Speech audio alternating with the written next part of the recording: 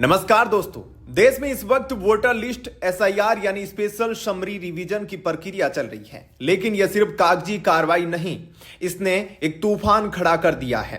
राजनीतिक गलियारों से लेकर सुप्रीम कोर्ट के हॉल तक एक ही सवाल गूंज रहा है, क्या आधार कार्ड रखने वाला हर शख्स वोट डालने का हकदार है? जी हां, देश की सर्वोच्च अदालत ने एक ऐसा सवाल उठाया है जो हमारी संवैधानिक नैतिकता और वोटर पहचान की पूरी बहस को एक नया मोड़ देता है।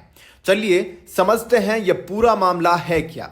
सुप्रीम कोर्ट में सीजेआई सूर्यकांत और जस्टिस जयमल बागची की बेंच वोटर पहचान की संवैधानिक वैधता को चुनौती देने वाली याचिकाओं पर सुनवाई कर रही थी और यहीं पर सीजेआई ने आधार कार्ड की कानूनी हैसियत पर बड़ा बयान दिया है।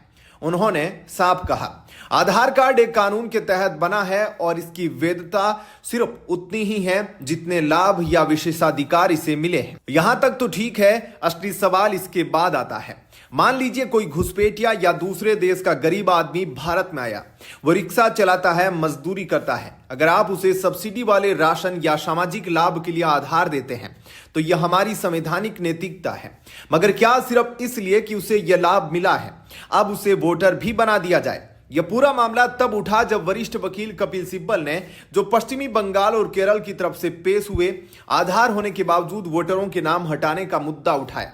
सिब्बल साहब ने कहा, जब मेरे पास आधार है, निवास प्रमाण है और मैंने खुद को नागरिक घोषित किया है तो आप मेरा नाम एक प्रक्रिया के तहत ही हटा सकते हैं। सीजेआई ने साफ कहा, अगर कोई बोनाफाइड नागरिक है और उसका नाम हटा है तो हम उत्सुकता से ऐसे मामलों को देखेंगे। लेकिन उन्होंने मीडिया की भूमिका को भी सराहा। मीडिया ने बिहार में इतना रिपोर्ट किया कि दूर दराज के लोग भी जानते थे कि लिस्ट बन रही है। कोई यह नहीं कह सकता कि उसे पता ही नहीं था। सिब्बल का तर्क था कि प्रक्रिया समावेशी होनी चाहिए और तथ्य साबित करने का बोझ वोटर पर डालना संवैधानिक संस्कृति के खिलाफ है। अब बात करते हैं एक और गंभीर मुद्दे की, डुप्लीकेट और मृत वोटर। जस्टिस बागची ने एक ऐसा सच सामने रखा जिसे सुनकर आप चौंक जाएंगे। जस्टिस बागची ने कहा कि सॉफ्टवेयर सिर्फ डुप्लीकेट को हटा सकता है, मरे हुए व्यक्तियों को नहीं, और यही असली खेल है। उन्होंने कहा, यह सब राजनीतिक झुकाव पर निर्भर करता है।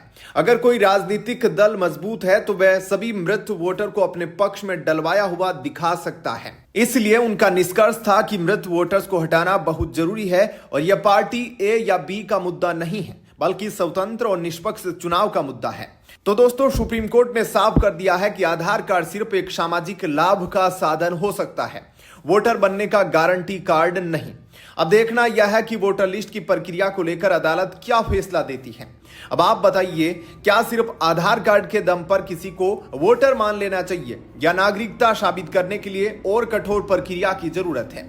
अपनी राय कमेंट बॉक्स में जरूर बताएं। वीडियो को लाइक करें, शेयर करें और चैनल को सब्सक्राइब करना न भूलें। मिलते हैं अगले वीडियो में।